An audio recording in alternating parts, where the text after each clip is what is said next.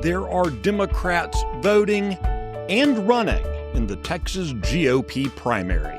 This is Friday, February 27th, 2026. Texas Scorecard presents the day's first news for the Lone Star State. The Texas Minute, with your host, Michael Quinn Sullivan.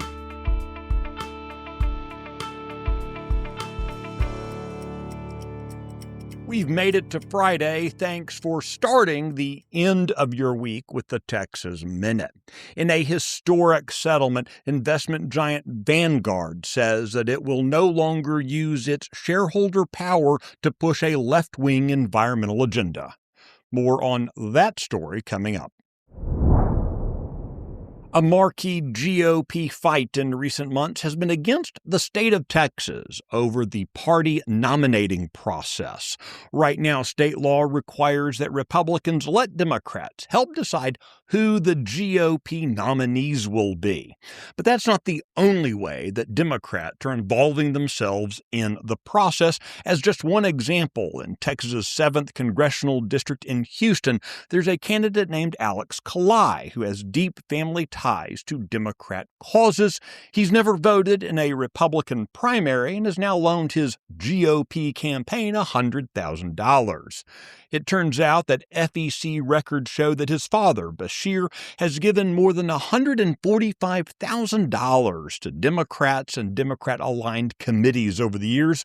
For his part, Alex says that he's hoping to win the seat by, quote, getting votes from people who have not traditionally voted for Republicans.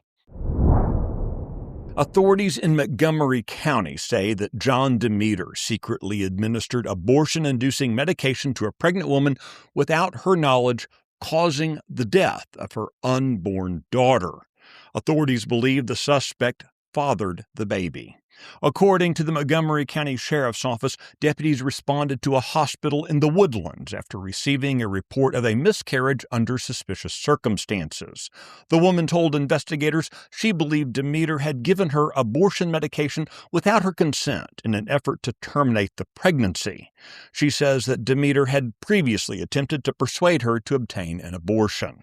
The arrest underscores the legal battle in Texas related to abortion-inducing drugs and enforcement of the state's abortion laws.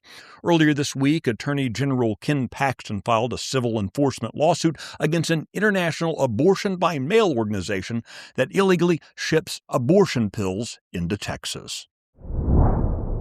Attorney General Ken Paxton announced yesterday that his office has reached a settlement with investment giant Vanguard. This resolves part of Texas's multi-state lawsuit accusing major asset managers of manipulating the coal market through environmental-based investment strategies. The agreement marks the first settlement in the case that Paxton filed back in 2024 against BlackRock, Vanguard, and State Street. He alleged that the firms conspired to suppress coal production in pursuit of environmental goals, actions that he argues drove up electricity costs for consumers. Vanguard will now be paying nearly $30 million to the participating states and adopt new restrictions on how it uses its shareholder influence. Paxton's office claims the agreement is a landmark enforcement action against ideologically motivated market manipulation. The Texas Minute will be right back. Hey there, it's Chris Salcedo. Join me weekdays at 9 o'clock in the morning on the Salcedo Storm podcast. The Salcedo Storm is your go-to source for all things national, state, and cultural news, plus some insightful interviews to keep you in the know. An Abilene resident is asking the Texas Education Commissioner to order the removal of 13 sexually explicit books from the Abilene Independent School District's libraries. She says district officials ignored a new state law meant to protect students from profane and indecent material. According to Tammy Fogel, Abilene ISD's Board and Library Review Committee are defying state law by keeping books that even district reviewers admitted contain graphic rape, child sexual abuse, and other explicit content. Under a state law that took effect last September, school districts are required to remove material that is either legally harmful to minors, indecent, or profane. There is only one reason adults want to make pornography available to children. They're telling us who they are and what they want. Are we listening? You can find details on all the stories mentioned today and keep up with the latest news by visiting TexasScorecard.com.